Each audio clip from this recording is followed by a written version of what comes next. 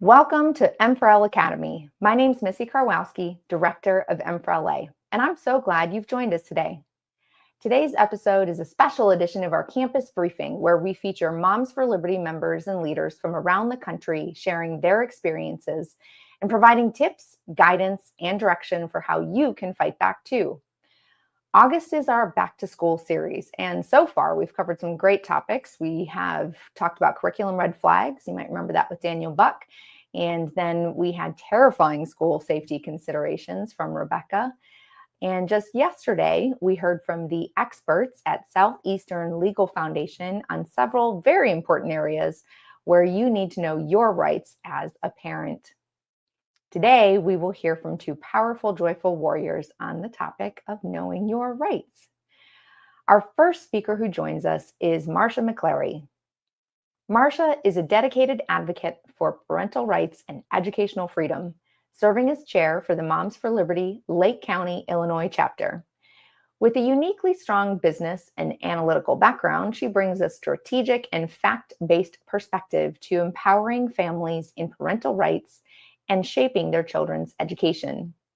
Marsha has championed many initiatives, including mentoring and educating on parental rights, supporting local candidates, and the removal of oppressive and harmful COVID measures.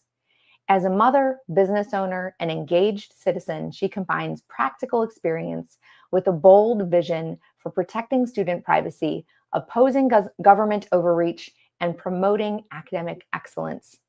Marsha's leadership in grassroots campaigns and her ability to unite diverse stakeholders make her a compelling voice.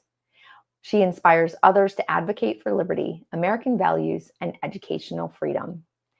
So please help me welcome Marsha. Hi, Missy. Great to see you. Hi. Thanks so much for joining us today. You have such a great story. And am I remembering correctly that you were in the news not too long ago with some pretty insane headlines about a middle schooler in your area, right? Correct. We had a 7th grade class in Deerfield where the girls were sharing a locker room with a male, and it definitely blew up. Yeah.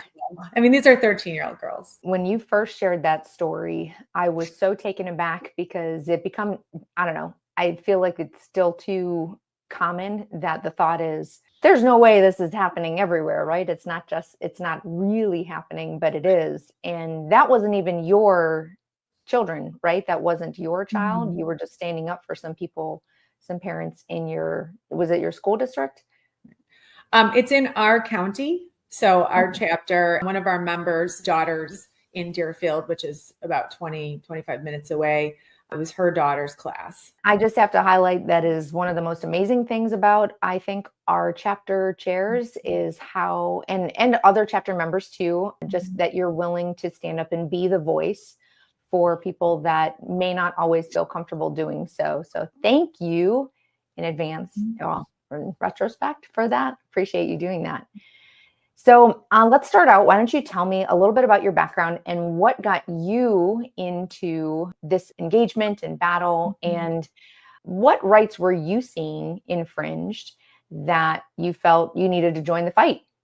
When COVID hit, I was already taking a little change in my career.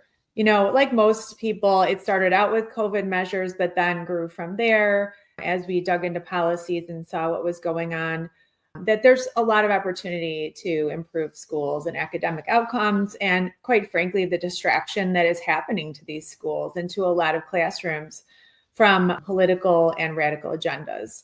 Now, you fought against getting COVID measures removed from your school district, right?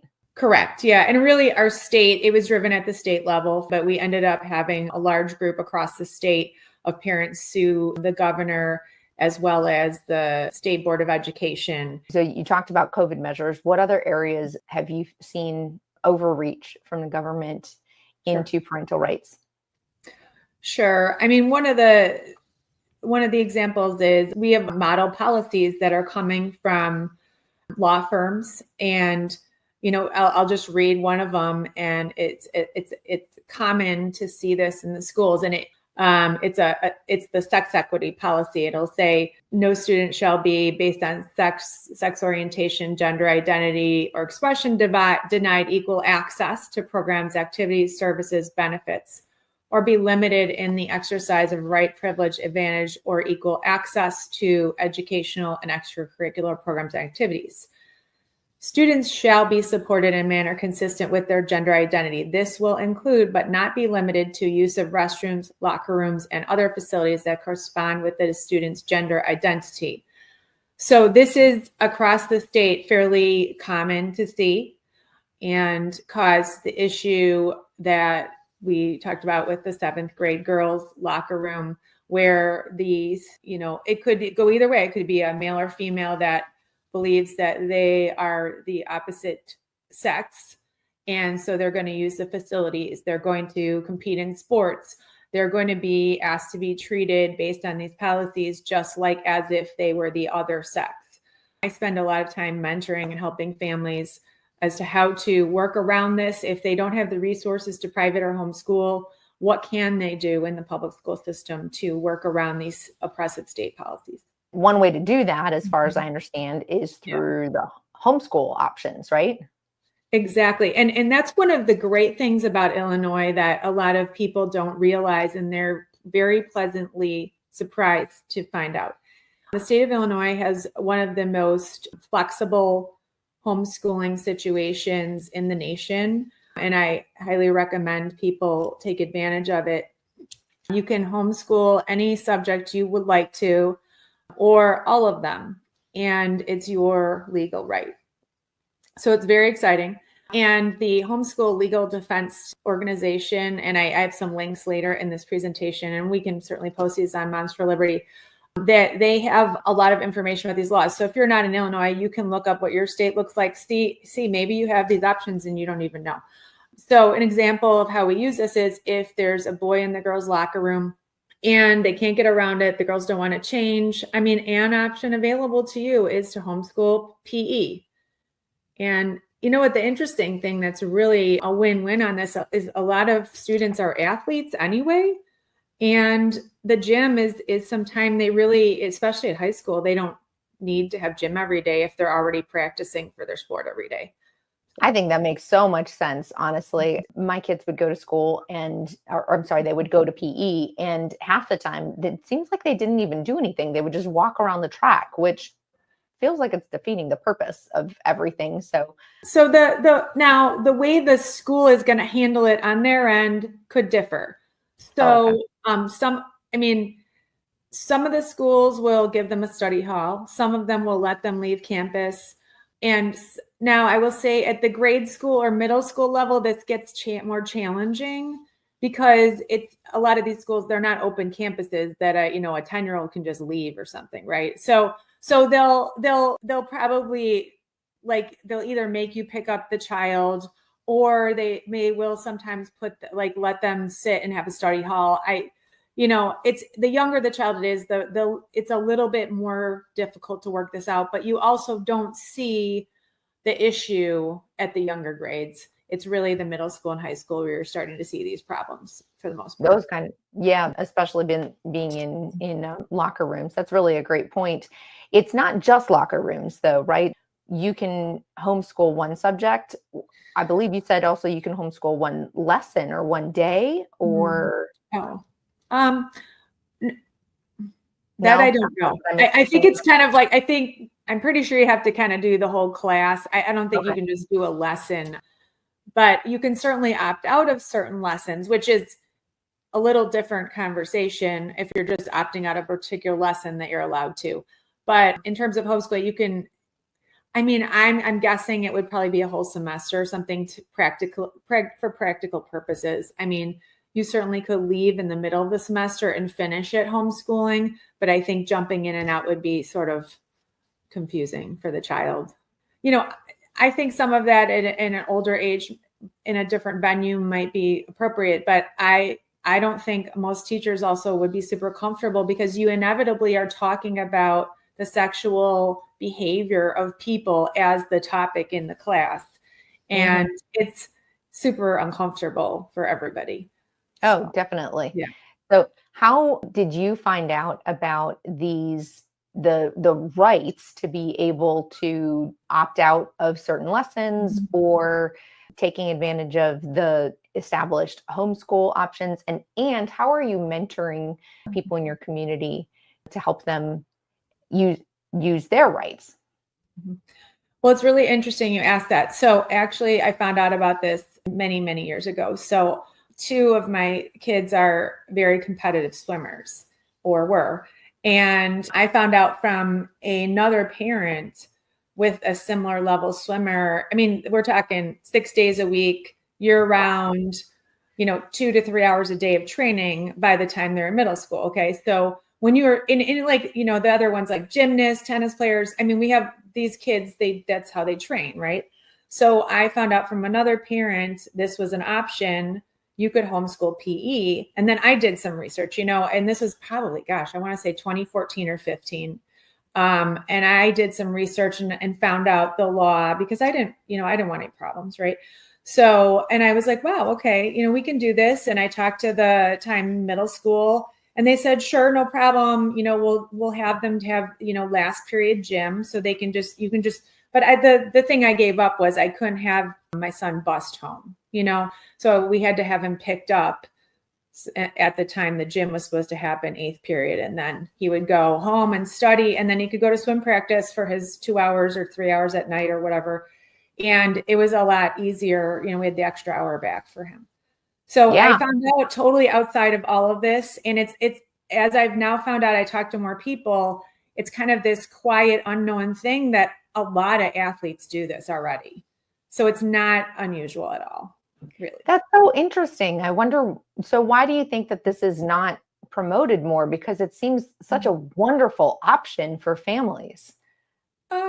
Well, I mean, I think it's probably not promoted more because, the kids who are not in full-time athletics, they do need activity and they do need to get up and move even more than any time before. We're seeing obesity and diabetes and all these things with kids. We need them to be moving around. They need to take gym. So my guess is, the more you advertise this, you might have people that take advantage of it. So that's my thought as to why it's not more advertised. Yeah, I would assume as much. That definitely makes sense. Right. And you're not wrong. We still do need that physical activity. That is absolutely correct. Right. So one of the areas of knowing rights, the importance of knowing your rights that SLF covered with us was some of the pushback that you might get at school board meetings as well, and understanding what rights you have as a parent and a citizen being at the school board meetings and what to do. So have you experienced any pushback when you attend school board meetings? I specifically myself hadn't had any problems. I think I have a pretty good respect and relationship with the school district. So they've never really given me personally a problem. That's awesome. That's fantastic. I think something that we are hearing pretty frequently actually is that so many of our chapters have a really pretty good relationship with their school districts and work closely with the board or at least some of the staff, maybe not all of the staff, but having a generally good relationship with it. So I love hearing that because I don't think we always get painted in that light as Moms for Liberty working with the schools, but that's really our goal for sure. Just being polite and respectful is definitely the way to start the conversation, at least. Well, we are going to bring you back in a few minutes after we have a chance to talk to our other speaker today. So thank you so much. Our next guest, though, we're going to move out of Illinois and over to New York. And we have Samantha Lippert. Samantha is a seasoned educator with over a decade of experience in both public and charter schools and currently serves as an elementary teacher in New York. She is the Erie County Chapter Chair of Moms for Liberty, as well as the Secretary of the New York State Legislative Committee for Moms for Liberty as well. She champions parental rights, transparency, and accountability in education. Drawing on her deep knowledge of school policy, educational research, and classroom realities, Samantha works to equip parents with the tools and information they need to advocate for their children's education. She's also the mother of 2 daughters in middle and high school. So now, please help me welcome Samantha. Hi, Missy. How are you doing? Doing great. Thanks so much for joining us today. I'm glad to be here. So we are now going over to New York, which is a little bit of a different situation, as I understand it. So you have Illinois seems to be have some kind of surprisingly fantastic policies and rights and freedoms. And you have the inside look into understanding parental rights. And so tell us a little bit about what got you engaged in Moms for Liberty and fighting for your rights. Sure. So I started my teaching career actually living in Virginia, and I taught private special ed students. They were students that had emotional disturbances, basically couldn't function in a public school. So lots and lots of behaviors. I did that for about 6 years, and then my family decided to move back to where we're from, New York, here with our 2 kids, because we wanted to be back near family. However, getting involved with the school system in New York is a lot more difficult than most people realize. They don't accept out-of-state teaching licenses, so you have to go through a whole steps and processes to try to make them accept you. And so that kind of was just kind of like the beginning of, wow, New York is a different beast in itself, right? Once I was finally able to get certified in New York, I started working in the charter schools in the area. I'm from the Buffalo area, so some people know, some people don't, but there is a section of the city that is very low income, high crime, very difficult group of kids that live there and work there and go to school there. And I taught in those schools, at those charter schools for them. And I got involved with teaching them. I was using reading curriculums that they weren't able to access and they weren't learning. And so that kind of got me trying to figure out, what can I do as a teacher? How is this all working? Then the Sold a Story podcast came out, and that kind of put off the warning bells in my head as an educator. And I started really doing lots of research into not just New York State policies, but just literacy and instruction across the entire country. Since that kind of got me really motivated to get involved with Moms for Liberty and figure out how I can help other people see what's happening in the schools and how they can, take that information and help their children in their districts. Also here in New York State, our school system is set up different than many states. So our districts are individual. They're not set up by the counties. So for example, in our county here, Erie County, there I think are 26 separate school districts. So that's 26 separate school board systems that we have to kind of try to monitor and manage and help anybody in those individual districts, because it's not just one school board meeting. It's 26 school board meetings that we have to try to monitor and keep track of. So we have to we've really tried to figure out a way that we can best do that. And we've done it by trying to make ourselves seem as like the education for parents. So giving them things that are going on in schools and things that are coming down from the State Department of Education that they should be aware of, so that they feel empowered to go to their own districts and be able to advocate and talk to their districts about those different types of things. It sounds like a pretty significant difference in the type of rights that you would. Well, I guess we all have the same type of rights in reality, but it's maybe, I guess, the way it's applied and the levels that you need to understand. So in Virginia, you have one school district per the whole county. Right. Yeah. So I really came from Fairfax County, Virginia, was where I lived when I lived down there. So yeah, Fairfax County has one school board for the entire county. There's lots of schools in that district, but one school board controls the whole county. Whereas here in New York, you have one county that has 26 different districts or whatever. Each county is separate and different. So that definitely impacts the ability of, other chapters when they, are monitoring, what's going on with the school board or in a district, like it's a lot harder for us to do that because we can't get to all those meetings. That not unless you started replicating yourself, that would be right. Very interesting. End up with a Yeah. multiplicity situation. So how this makes me really curious then. Do you have different types of rights? Does the school board set certain types of rights then at those different districts as well within, Yeah, yes. So some districts have policies where people can't go and attend. They can attend, but they can't like speak if you're not a member of the district. So that definitely hinders like some of us being able to go participate in different school board districts. And also we have a challenge. New York State's education system is set up differently than a lot also because our Department of Education is run by something called the Board of Regents. And so all policy that comes down from the State Department of Education is voted on by the Board of Regents.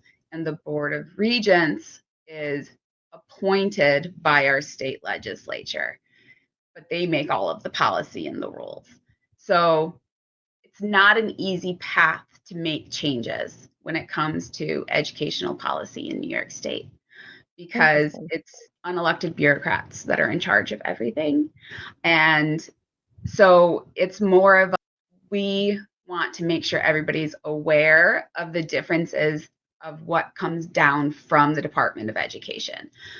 Oftentimes they will put out things that they put out are like recommendations or things like that. But then the school boards themselves take them as official policy from the state when it's not. It's a recommendation. It's not a regulation. And so just we're trying to educate parents that, so if a school is telling you, this is, gender policy for our district, well, is that what actually the State Department's policy is? Or is that just one of the documents that they put out of ways that they can support, gender children, those issues? And where do they go back and forth? So what's true, what's not true, what, is legal information, what is not legal information, those types of things.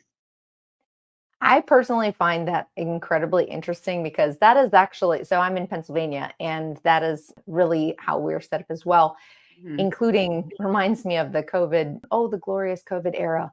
And when we first went back to school, I think it would have been, I guess the fall of 21. And so we were supposed to be able to go back in school with no masks. And then there came out last minute it was an answer in an FAQ at the state level. So it wasn't even a policy. It wasn't of any sort. It was a response in an FAQ on the State Department's website. And that resulted in our school district going back to requiring masks. It doesn't mean policy that they had to follow. Yeah, it caused an uproar, to say the least. Imagine. That was a really interesting time. So that is a lot to stay on top of for you to know your rights, for you to ensure that your parents in your school districts know their rights as well. So what are some of the fights that you have had or your team has had to fight in New York? Yeah, so I like to think of myself as the New York State Department of Ed, like watchdog person. I spend a lot of time listening to the meetings that happen at the State Board of Regents, because that's where a lot of things come out that we're not aware of. So a couple things that have developed over the last several years that we've caught before that they have come to be full policies. Unfortunately, a lot of times we catch things and we have no luck in stopping them before they become, a state policy because it's New York State and that's just the beast that we fight. But one of the big ones that we did was 2 years ago, there was a measure brought to the Board of Regents for a mixed competition in sports. And they wanted to change the regulations for that, to allow girls. It was set, they used it with the guise of that, as a girl who wanted to play on a football team. And why should she have to follow a higher physical standard than boys that were also trying out for the team? So they used it again with, good intention meaning behind it. However, the policy then got written as to it would allow any school team at a school that didn't offer that same sport for the opposite gender, that the students of that opposite gender could play on the other gender team. So, for example, the school that I graduated from was a super small district. We had a girls' volleyball team, but we didn't have a boys' volleyball team. So in that new policy, because the school didn't offer a boys' volleyball team, any boy from the school that wanted to play volleyball could try out for the girls' team and play on the girls' team. Now, we all know that that's not fair.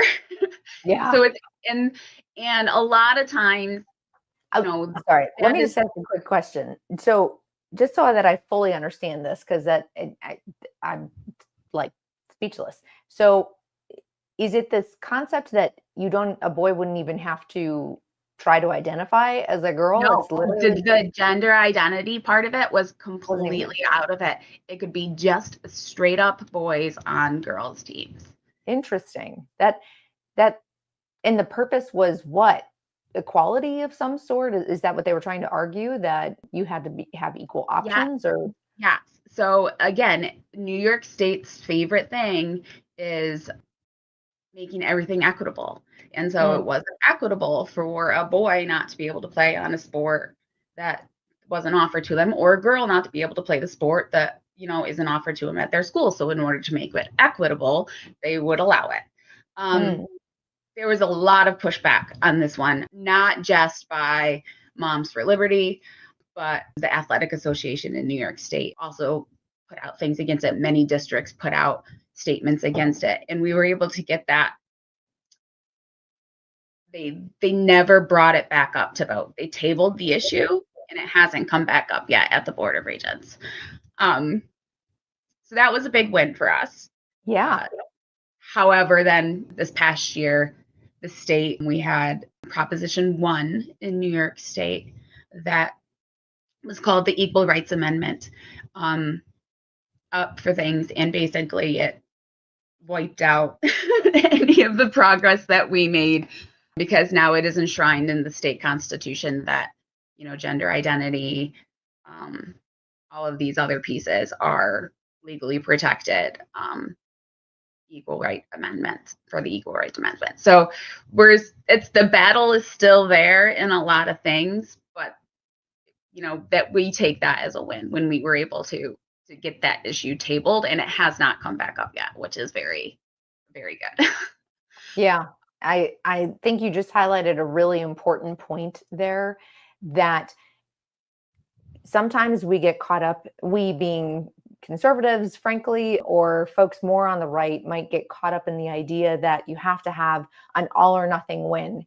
And if we don't get it all the way across the finish line or all of our goals completed, then it's not a win. And the reality is that most wins, I mean, that's really the way that culture was lost, that our culture has gotten shifted so far to where it is, because it's that slow walk through the institutions and slow walk through culture and society, and the little wins that eventually take over and make for a very big cumulative win, unfortunately. So kudos, that's good. It's good. I agree. You got to stay positive and yes, take those wins where you can get them, because that's important. So I'm going to bring Marsha back on stage, and we will dive into some of our other questions to go a little bit more behind the scenes into how you both took action, things that you had to do. So you both have slightly different stories. Samantha, you have your you're staying very aware and involved, listening to the Board of Regents meetings. That's a really important way to know your rights, because if you're not aware of it, you don't even know what rights are being infringed on or what's happening. And Marsha, you have a really different background and also just very different laws in Illinois overall. So what I'd like to quickly try to say, and this is going to be probably different perspectives, but when you saw something happening in your state or in your school district or county, what specific action steps did you take? And think of this as maybe like if someone's just seeing something happen, what advice would you give someone of where to start if they wanted to try to take an action to fight back? I would encourage them to try to figure out the source of the issue as much as possible, because trying to solve it at the source at least is a better chance at success than shooting a messenger or something like that. For example, you might think something's a local issue, whereas in Illinois, a good chunk of what we're seeing is generated at the state issue. So if you go and you speak at the school board, they may not be able to help you. So your best bet is sometimes to try to do workarounds, opt-outs, homeschool the subject, kind of take those workarounds. And then you realize, hey, I really need to work on voting these people out of office that are making these policies, because I'm not going to get this changed at my local level if it's a state law, right? So start with the source. And you can also network with our types of organizations. There's others probably in New York as well. Like we have a group called Awake Illinois, and they also have a lot of information about policy like Moms for Liberty does. And we can help you find out what the sources of the issue are to start your journey. I think it's a really important point, by the way. Yes, you do want to understand the levels, and it can take time. But good news is we've got resources out there, including your wonderful Moms for Liberty chapters in your area. And by the way, if you go to momsforliberty.org and you look for your people and do not see a chapter in your area, we are always looking for folks that want to get involved and be willing to raise their hand for the fight too. So just keep that in mind, because we're here to help, and you're not going to do it alone. Okay, Samantha, tell me, what advice would you give to people in New York or other areas, like Pennsylvania sounds kind of similar with our structure, for if they want to get started or try to fight back? What action steps should they take? Yeah, I think, again, the levels of things is how you should look at it. So for example, if you're having an issue with something that's going on in your child's class, like start with contacting the teacher. Don't jump above to the school board, right? Because probably whatever the issue is, if you talk to the teacher directly, we would so much rather talk to family members and parents than get called into the principal's office. Believe me, whenever my principal tells me, can you come to my office? I need to talk to you.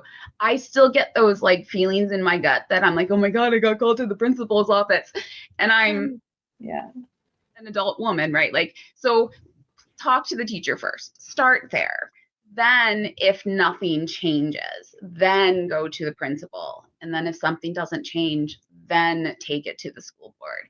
I have found that school boards don't always know what's going on in their schools. They really are not informed.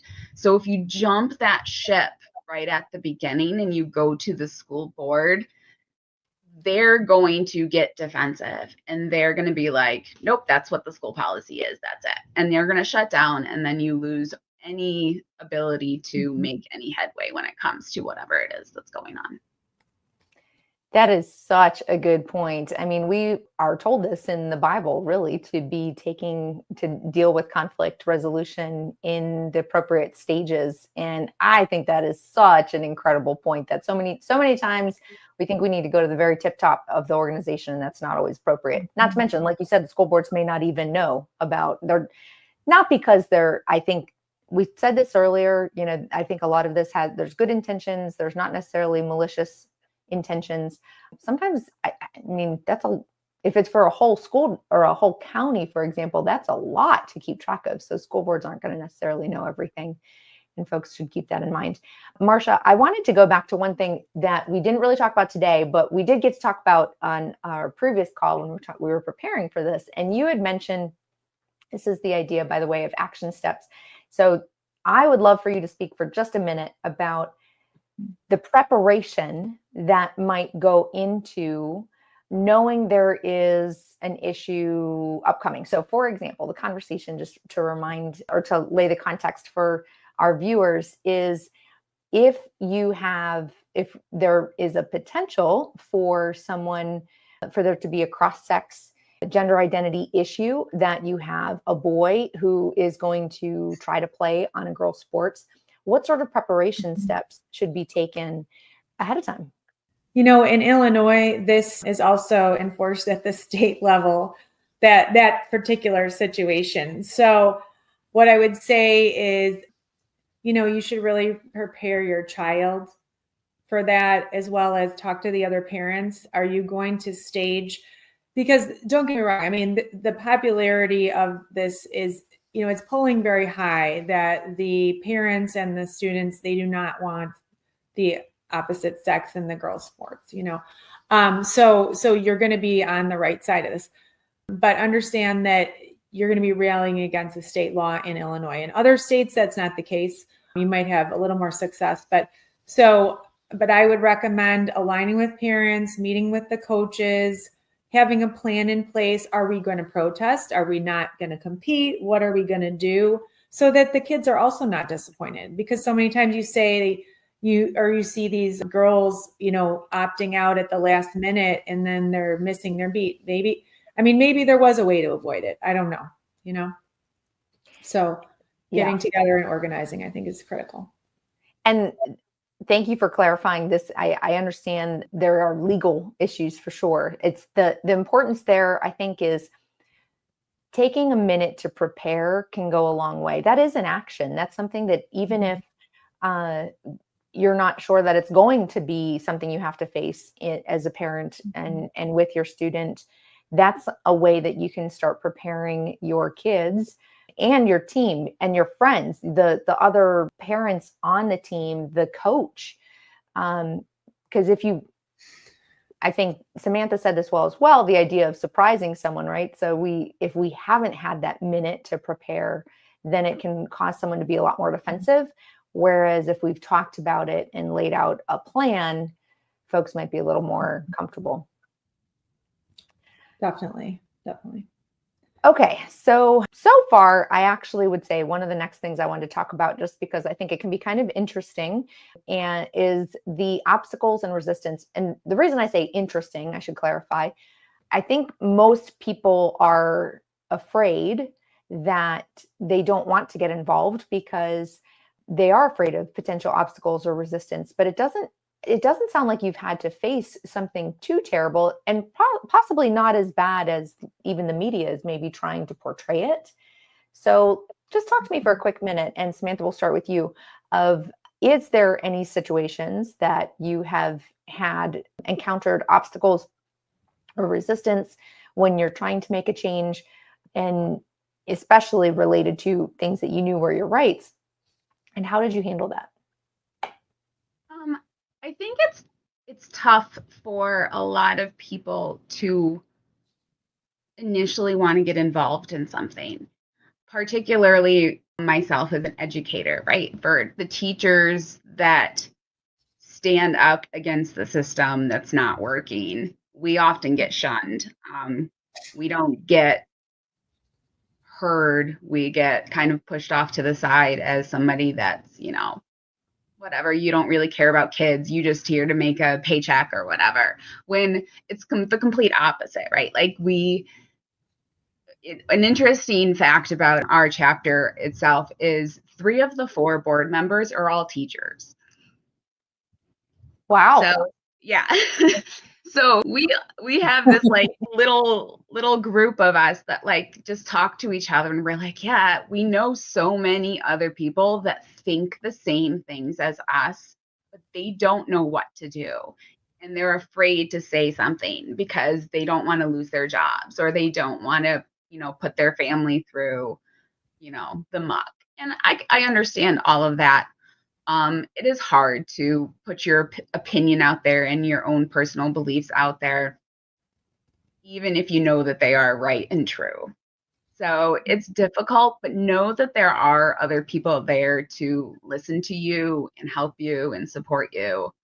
Um, because the opposition is going to be there, and you're going to want those people that will hear you regardless of whatever the outcome is.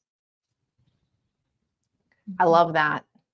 You're touching right into the next point I'm going to make on talking about support. But Marsha, let's hear from you. Have you had some extreme resistance in any area? Yeah, so I didn't want to give you the wrong impression. There is extreme resistance and problems. A lot of it is sort of passive aggressive, where a perfect example is all across the area, we had a lot of pushback on adult content in schools, massive pushback. So what ended up happening fairly quickly was things were done through the back door, went to the state level, and then Illinois became the first state in the nation to have a law that said you cannot remove such adult content from school libraries and resources. So, it was like, that's how that got handled, right? And so then we couldn't do anything really effectively. I mean, we just have to vote these people out. So there is, yes, a massive amount of opposition to the point where they'll just get legislation put in through the midnight hour in thousands of pages into a shell bill that was called something else, and it will get changed and done. That is how it is here in Illinois sometimes. And then I do find, though, that like the other things, the more that you appear as a conservative to allow someone to bother you, the more they will continue to do it. So I just do not acknowledge people who are trolls. I do not acknowledge people who don't make sense and won't have a civil conversation about these things, and they just don't bother me. Wait a minute. Are you telling me that we can't actually solve the world's problems in Facebook comments and right, Twitter arguments? Yeah, I mean, if after a while, if you just keep completely pretending they do not exist, they eventually stop. I will say, and that's some advice to, I think, all of our members. The more that you allow them to bother you and distract you from what you're trying to do, the more they will continue to do it and invade your life. So just don't engage. Now, that doesn't mean people who are willing to have civil conversations about how we can resolve our differences, because I always like to understand, why do people feel the way they do? But if they aren't willing to do that in a respectful way, that's where I draw the line. So I think you both highlighted the actual, like the extremes, but also the reality of the resistance that we do face. So because that fear of losing your job, that is scary. That's hard. And I think does hold many people back from saying anything. I know my background in technology definitely is not a space where you feel comfortable even mentioning the name Donald Trump, whether it's pro or negative. It's just a hot topic you don't talk about. But the type of resistance that you received, Marsha, with in Illinois, wow, that is a way for them to get around us pretty quickly. And yes, you're right. We had a similar situation here in New York. Yeah. From what you said. So you were just saying you were the first state to have the bill that won't allow books removed from the library. Well, New York State just passed one of those same bills, right? And in the process of that getting passed, the state's teachers union put out this whole big propaganda campaign against Moms for Liberty in New York for trying to book ban.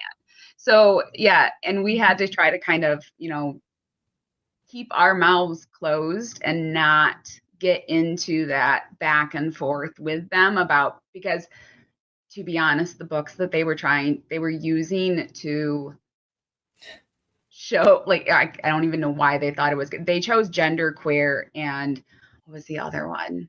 As one that shouldn't be banned? All Boys Aren't Blue is the two books to highlight that they were okay to be kept in the library. Wow. Right. And like of all of the books to choose, those wouldn't have been the two that I was going to choose to take as the top of my hill, but that's what the state teachers union chose to do. And they created a whole piece about how Moms for Liberty has been, trying to ban books, and they listed all of the counties that have book ban things. Not all the counties, all of the schools in the area that had challenges made and things like that. So yeah, they're out there and the opposition is real. And like I said earlier, like you have to take the small things as wins. So even if we can't stop it at the state level, like maybe you can reach out to another parent and they can understand, well, no, this is what is actually in that book. This is why we don't want it there, not that we were trying to ban every single book out there, right? Like this is what's actually happening, and making it a knowledge building, a knowledge message versus, this needs to change now type of thing. Yeah, and I love how, so then, right at this time, this is all going on, you get the permission slip for your 7th grader to see a PG-13 movie in school. And I'm laughing because I'm like, I've got this material over here that, my teens have complete access to that is far more problematic than this movie you're asking me about. So it doesn't even make any sense, Yeah. So. Yeah, and for anyone who has been protected from the literary delights of genderqueer and Not All Boys Are Blue, it's certainly, I think it's fair to say that it would far surpass PG-13. So little interesting that we have that difference, but yeah, that is, I really love what you just said there, Samantha, of those small wins that we're not always understanding, because like Marsha said, you have to just vote them out. These are people that you have to vote out. Well, how do we get that to happen? You have to educate the people in your life. It's that whole ripple effect, that little bit. You may not be able to change the world yourself, but we can change the person next to us, maybe. And then they can talk to the person next to them and the person next to them. And that really does make a difference. And that's the only way that we make a difference in this, because people genuinely do not think that those books are accessible in libraries. I've confronted numerous people in my circle who believe that is not possible. So thank you both for working on that, pushing that forward, and having such a good mentality on it too, because that's critical. And that leads me right into my nenext question, by the way, which Samantha, you already hinted at, the idea of support and resources. So support in particular, this battle can be a little tiring sometimes. I think it's fair to say. I believe there's a quote from Bob Marley or someone else that, evil doesn't take a day off. So we can't either. I'm definitely paraphrasing. But that is something I've always thought. Once I heard that's hung in my mind, that we cannot give up in the fight. But sometimes that doesn't mean that it can't be tiring. So how do you stay supported? And maybe there's some areas that folks aren't necessarily thinking of, like Moms for Liberty, for example. We're going to think of that. But what are some other ways that you feel supported and stay connected to your people? I'll go first. So for myself, when it comes to, it's really easy to wonder in your own head, are you the crazy person? Or am I really like, am I thinking wrong, right? Like, am I the person that's not thinking clearly or not believing the right thing? And so finding people around you that you can just talk to, right? So like I said, like my chapter board, the 3 of us being teachers, it just gives us an outlet about being able to talk about things that affect us as a teacher, but also affect kids overall. But we have that sounding board, so we can be like, wow, did you hear about this one going on or this thing happening? And it just gives you that ability to like talk to somebody else that understands what you're experiencing as well. And then for any parent, like to be able to then talk to somebody in an organization like Moms for Liberty, come to us, just ask us what's going on. And we're going to give you as much information as we can. And I think that's so important to not try to get the answer, but try to get the information so that you can educate yourself more. Like I said in my intro, that like I started with Sold a Story, and that kind of sent me down this whole rabbit hole of like seeking out new information.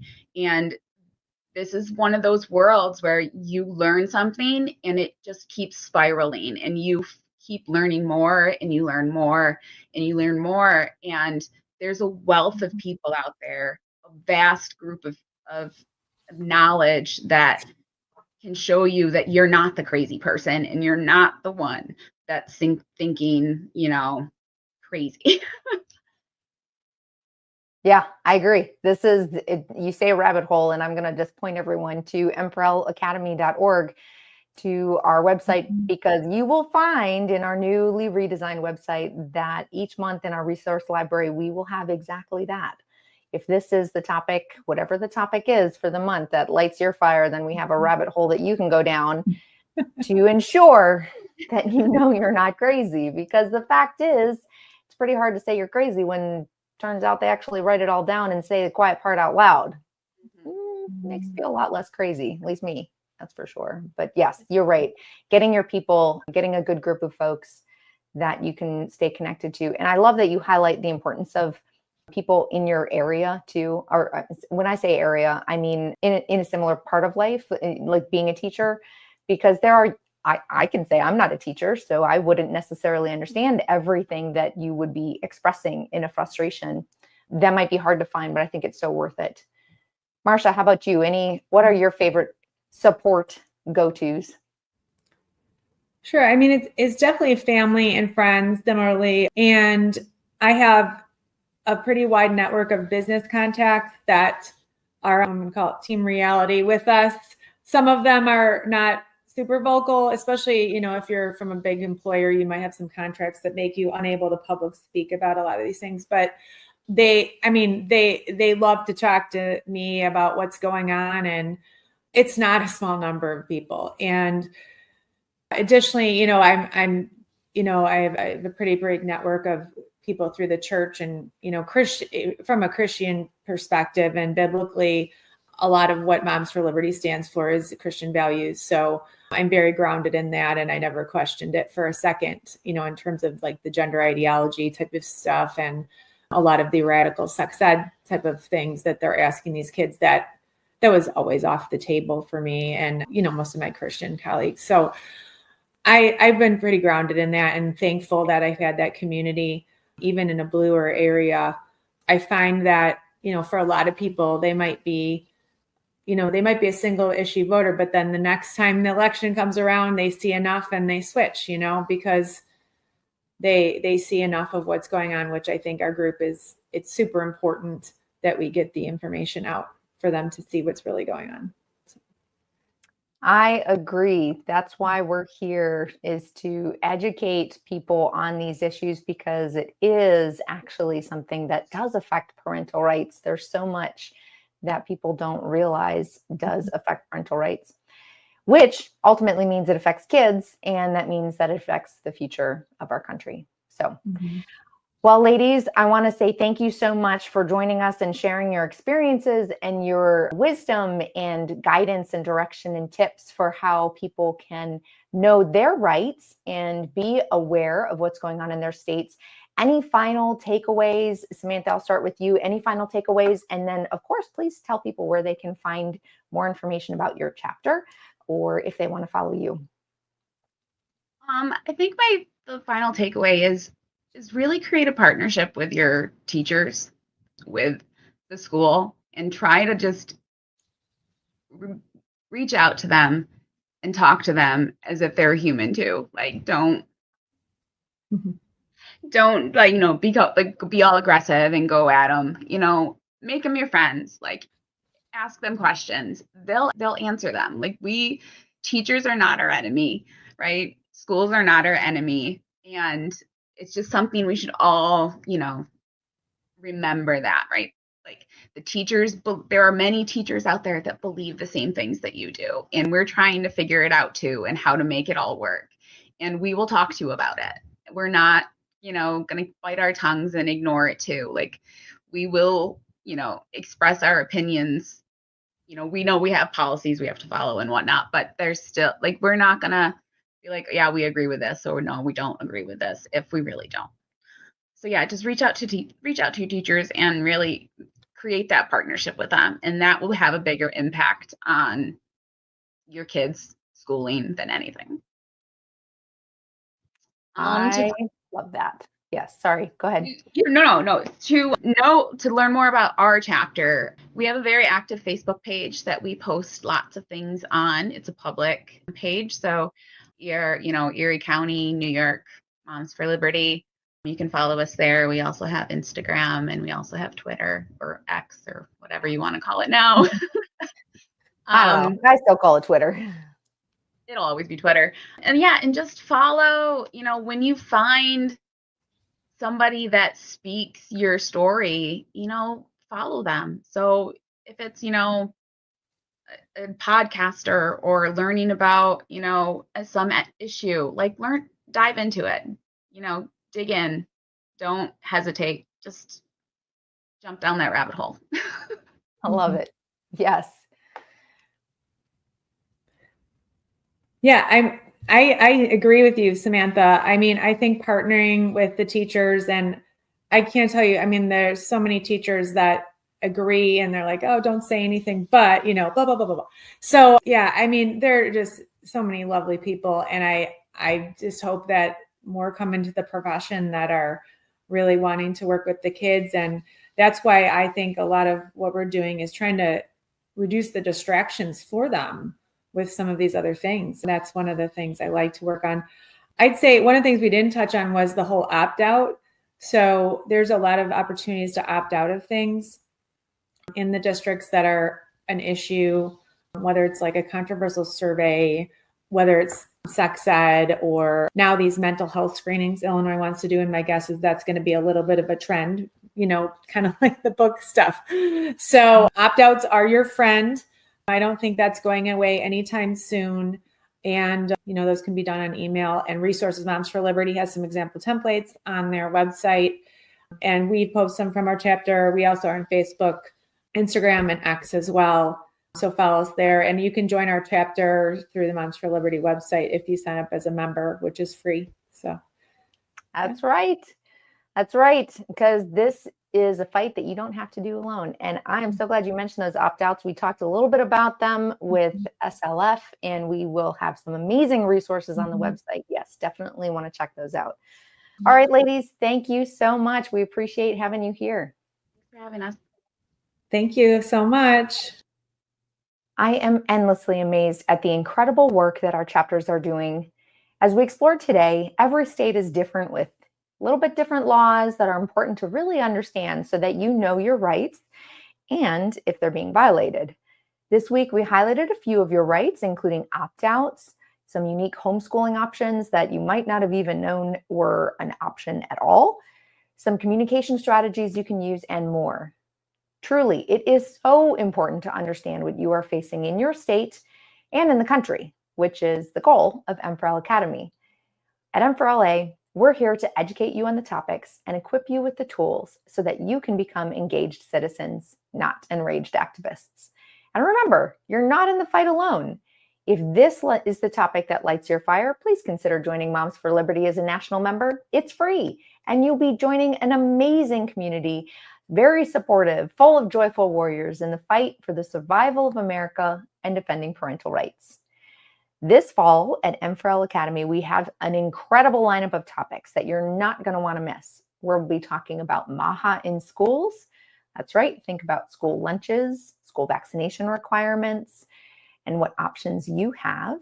We'll be talking about EdTech, data collection, AI, social media, gaming, mental health, and so much more. And I'm so excited to give a quick little teaser about our newest event coming out, which is the Rhetoric for the Republic debate-style event featured in DC on Capitol Hill, where we're bringing together opposing perspectives, or maybe just slightly different views, to have an open debate and talk about these issues, and making it cool to just say we agree to disagree. Thank you for joining us today. As was famously said by James Madison, the advancement and diffusion of knowledge is the only true guardian of liberty. And that is the mission of M4L Academy. Thanks again. Have a great night.